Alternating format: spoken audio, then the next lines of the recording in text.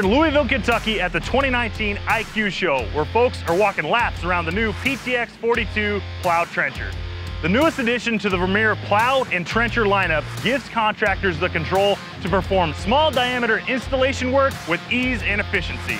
The PTX42 features pivoting hand controls that can be moved from one side of the machine to the other. This gives the operator more flexibility around potential obstacles on compact job sites. Electronic controls provide precise handling of machine operations.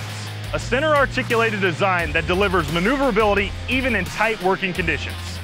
Depending on the installation project, the PTX42 can be outfitted with several different attachments: a backhoe, a trencher, a plow, a portabore, and 2 reel carriers. The plow has a maximum depth of 24 inches. The trencher cuts a maximum of 42 inches deep and 6 inches wide.